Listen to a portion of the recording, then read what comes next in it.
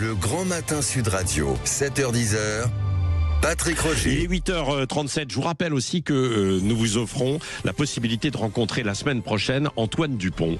Rencontre en face à face le 21 janvier. C'est un mercredi à Toulouse. Vous allez repartir avec un maillot que vous allez pouvoir dédicacer et un selfie avec Antoine Dupont. C'est Sud Radio et Fiducial qui vous offre ça. Pour ça, vous envoyez Sud au 7 20 18 par SMS et c'est pour vous. Tirage au sort tout à l'heure. Allez, les sujets du matin, il y en a beaucoup. Il y a ce que l'on a dans nos assiettes en fait demain. Ça, c'est quand même un vrai sujet entre, d'une part, les produits du Mercosur qu'on aura peut-être dans les plats cuisinés, etc. Ce qu'évoquait Eric Revel tout à l'heure. Tout ce qui est halal avec KFC qui a confirmé évidemment qu'il y a 24 400 des restos où c'est purement halal. Quick, ça l'est aussi. Et il y a un problème de transparence autour de ça. Vous voulez réagir? Vous estimez qu'on doit être informé en fait de ça? 0826 300 300. Marine Le Pen, elle doit être condamnée jusqu'où? Est-ce qu'elle doit être privée de présidentielle ou pas? Est-ce qu'elle a fauté? Qu'en pensez-vous? Vous avez entendu Elisabeth Lévy. 0826 300 300. Même chose. Vous appelez, vous allez évidemment débattre et réagir avec Elisabeth Lévy, Éric Revel. Et sur l'agriculture, il y a Christophe qui est avec nous. Bonjour Christophe. Sur la loi. Bonjour Christophe. Sur la loi d'urgence agricole qui a été annoncée hier par Sébastien Lecornu, avec un certain nombre de conditions qui font que la FNSEA est rentrée dans les fermes, mais pas forcément tous les agriculteurs. On voit ce qui se passe à Toulouse. Qu'est-ce que vous en pensez, vous, mon cher Christophe? Déjà, pour moi, le mot urgence, ça devrait être instantané. Donc là, on nous annonce mars, puis décembre, puis cet été, et puis en fait, on va arriver à l'échéance des présidentielles.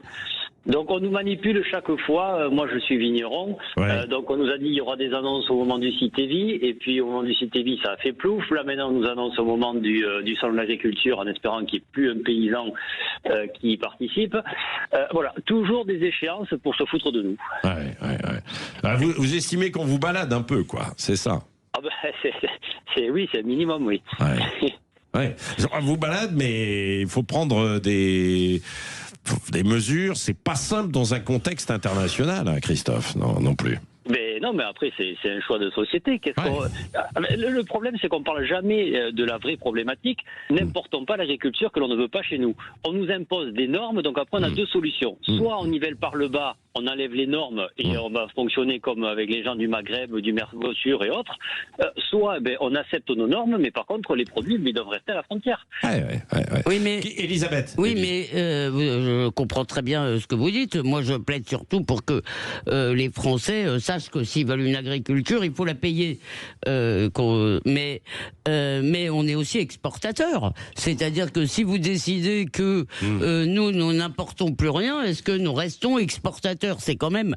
alors, c'est la première année, je l'ai entendu tout à l'heure, que notre balance agricole, est déficitaire.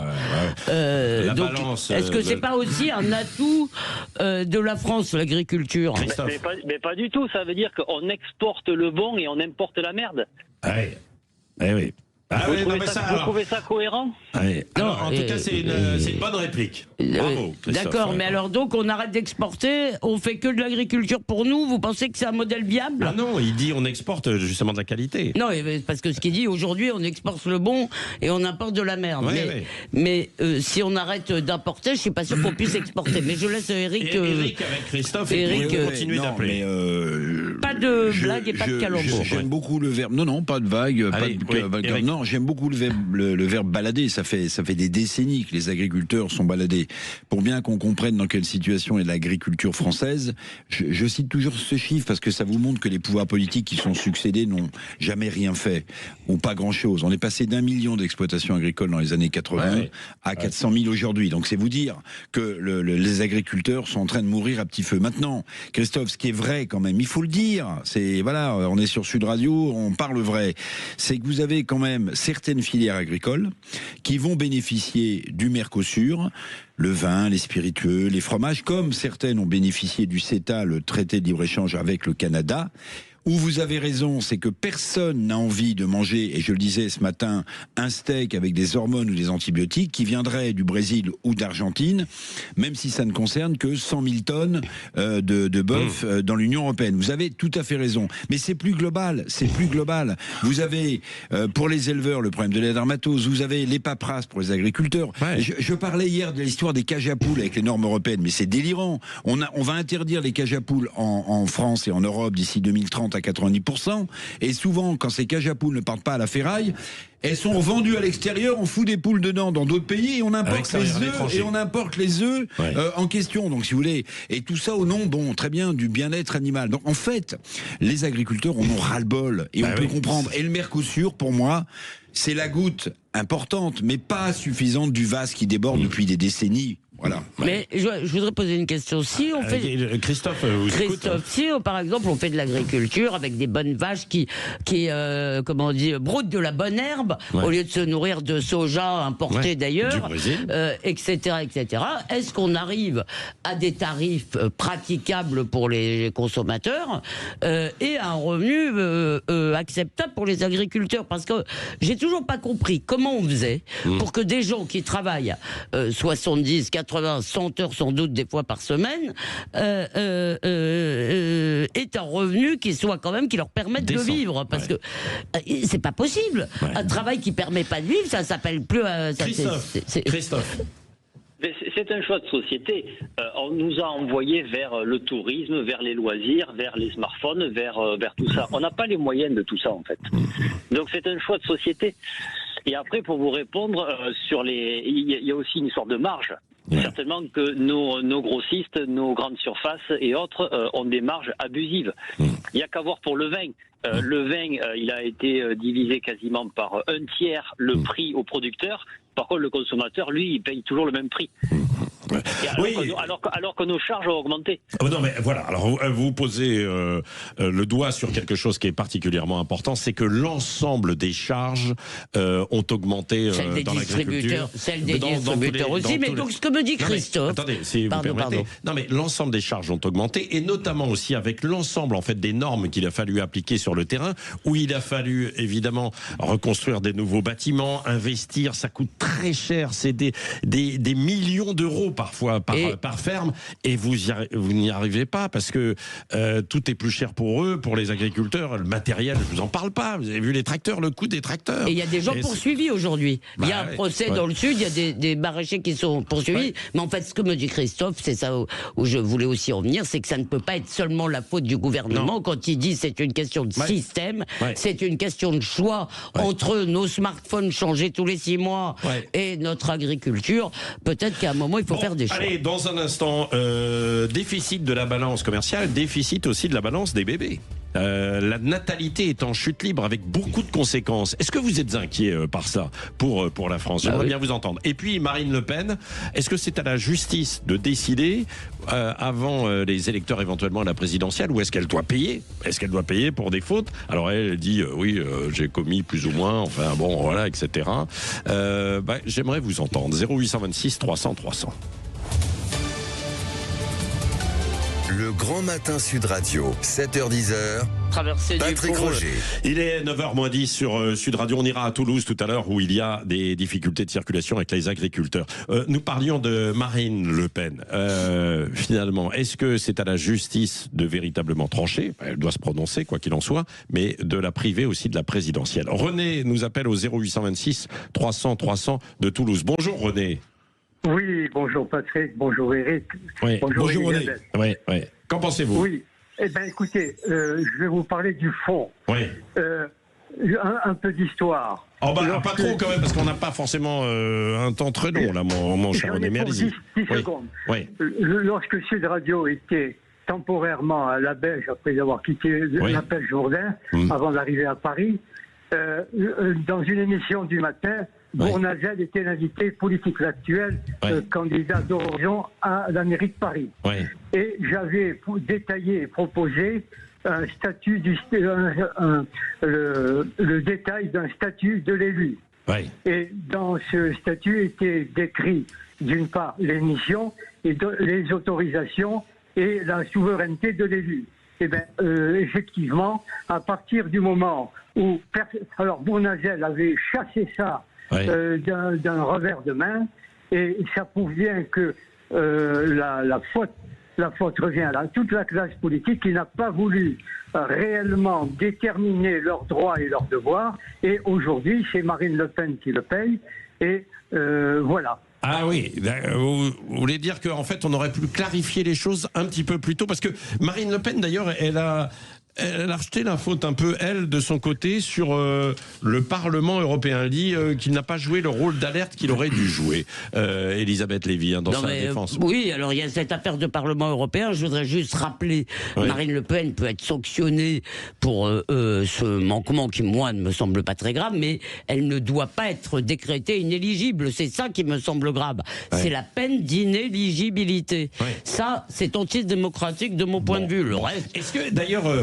c'est l'enjeu du procès, là. Est-ce que vous pensez, Éric Revel, que les juges, justement, vont peut-être ajuster ça en se disant, tiens, on applique la loi, mais en même temps, on ne va pas jusqu'à cette peine? Vous voulez dire que la justice française pourrait avoir une visée politique?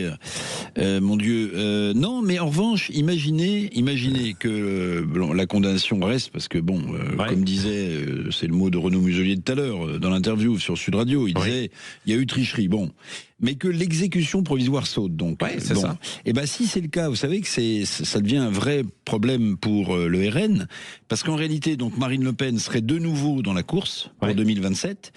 Alors que Jordan Bardella et ses lieutenants ont commencé à prendre leurs aises, et dans les sondages à y croire, et ça pourrait mettre un sacré boxon à l'intérieur du RN quand même. Alors est-ce que la justice ira jusqu'à se déjuger en appel et à se dire calcul politique? Je vois Elisabeth Lévy qui me regarde de travers. C'est simplement que vous vous trompez. Je me trompe souvent, Elisabeth. Non, mais vous vous trompez sur un point juridique. Vous vous trompez sur un point juridique. C'est que, supposons qu'en appel, elle soit de nouveau condamnée à l'inéligibilité. C'est toujours pas définitif. Donc, ça veut dire que le suspense, le supplice chinois peut continuer avec la Cour de cassation qui dirait on va se prononcer 15 jours avant l'élection, comme ça. Voilà. Non mais ce que je veux dire, c'est que ça ne s'arrête pas avec ce procès, on appelle bien la casse. On n'est pas arrivé au bout du feuilleton. La chute de la natalité en France. Démographie, c'est la une du Figaro ce matin. Les conséquences sont assez terribles, risquent d'être assez terribles, évidemment, notamment pour les retraites, qui va payer, etc. Xavier est avec nous au 0826 300 300. Bonjour Xavier. Bonjour Patrick, bonjour Elisabeth, bonjour Eric. Bonjour. Vous trouvez que c'est grave? Inquiétant? Oui, c'est inquiétant, mais en même temps, c'est juste le symptôme ou la conséquence d'un capitalisme en déroute, d'une gouvernance de la société qui est en faillite, en fait, avec les générations du baby-boom notamment, qui ont pris le pouvoir sur la société, qui ont pris le pouvoir sur la gouvernance, sur le capitalisme. Et aujourd'hui, si les loyers sont très élevés, l'immobilier inaccessible et les salaires bas, c'est aussi une des raisons principales de la chute de la natalité. Donc finalement, la gérontocratie, comme certains l'appellent, est au cœur même de la crise de la natalité. Et c'est assez paradoxal aussi de remarquer que finalement, c'est peut-être cette baisse de la natalité qui va rendre le pouvoir aux actifs. Parce que quand le marché du travail est en besoin de main-d'œuvre, les salariés vont reprendre le pouvoir. Et finalement, le travail va reprendre le pouvoir peut-être sur le capital. Et pour terminer, mon intervention, c'est de dire que ça va créer de la fracture au sein de l'extrême droite. On l'a vu déjà en Italie, mais en France aussi. Comment l'extrême droite, qui base son discours politique sur le rejet de l'immigration, comment l'extrême droite va construire un discours politique cohérent? Parce que la France a besoin aujourd'hui absolument d'immigration pour maintenir un sol naturel positif. C'est ça, d'une immigration choisie, là, alors, du coup, Xavier. Elisabeth Lévy va vous répondre, et Éric Revel, c'est intéressant. Je crois qu'il y a aussi, vous avez raison dans ce que vous dites, mais parce qu'il y a effectivement des générations qui préfèrent demander à leurs petits-enfants de trimer plutôt que de travailler 6 mois de plus, qui serait vraiment, ce serait horrible de leur imposer ça, les pauvres chéris. Je suis toujours effondré, parce que ça, c'est vraiment une atteinte contre contre les jeunes. Simplement, je crois qu'il y a une raison plus anthropologique, plus profonde, parce que d'abord, c'est pas que français, c'est pratiquement dans tout le monde occidental, de refus occidental, de refus de l'espèce de se perpétuer, ou disons de moindre volonté de l'espèce de se perpétuer. Donc, bon, ce serait trop long d'avancer des raisons, mais je crois qu'il y a quelque chose de la libido vitale, de l'instinct primaire, si vous voulez, de vie, qui est en train de s'éroder en Occident. Éric, d'un mot ? Je suis d'accord avec Xavier sur un point, c'est que de plus en plus, même si j'aime pas le terme, Xavier, gérontocratie, parce que je commence à me sentir concerné, mais en réalité, vous avez raison, la société française est en train de basculer dans une société de retraités, pas de rentiers forcément, Xavier, parce que toutes les retraites sont pas phénoménales, faut arrêter quand même, pour des gens qui ont cotisé pendant 40 ans de leur vie quand même. Mais vous avez raison, c'est qu'on donne pas le sentiment, je pense que c'est une réalité, que en termes de salaire, on est moins frugaux qu'on ne l'est sur les retraites. Je rappelle qu'il y a encore l'année dernière, il y a eu des augmentations indicielles, normales, légales sur les retraites qui sont bien au-dessus de l'augmentation des salaires. Donc vous avez raison, mais sur la démographie, pardonnez-moi, le sujet principal, c'est que si on ne transforme pas notre système par répartition, et là, je ne vous rejoins pas parce que je sens que vous êtes anti-capitalisation. Le système par répartition, Xavier, il est mort. Parce que vous avez moins d'enfants, vous avez moins de salariés, vous avez moins d'actifs, vous avez plus de retraités. Donc c'est un fait, c'est un fait. Et ce sera en plus un encouragement aux immigrationnistes. Si vous voulez réagir à ça, vous pouvez, effectivement, quel est véritablement le problème ? Vous pouvez, juste après 9h, avec Jean-François Aquili, continuer. Juste d'un mot aussi, parce que avant 9h, avec vous, Benjamin Glaise, les précisions là sur, on l'a évoqué hier, on en parlait hier, cette rumeur insistante concernant KFC. KFC, ça y est, a officialisé. Effectivement, certains de ces établissements vont passer halal à partir du 21 janvier. 404 au total en France. Eh bien, ça va concerner 24 de ces 404 établissements qui vont passer en halal. Alors c'est l'Express qui nous donne la liste. On a notamment des KFC, ça concerne à Strasbourg, Grenoble, Saint-Étienne, Roubaix, Tourcoing, Maubeuge, Perpignan ou encore Montreuil en région parisienne. Et ça dessine une nouvelle France aussi à travers ça, à travers ce choix. C'est pas qu'une affiche entre guillemets commerciale, bien sûr. Et chez les Quick, c'est déjà dans une grande majorité, je crois, et beaucoup d'autres aussi. Vous pouvez réagir. Est-ce que vous êtes frappé par ça? Par justement le halal et surtout le manque de transparence. Quand vous achetez un sandwich aujourd'hui en boulangerie, est-ce que vous savez si le poulet est halal ou pas? Non, vous n'avez pas la réponse. Qu'en pensez-vous? 0826 300 300.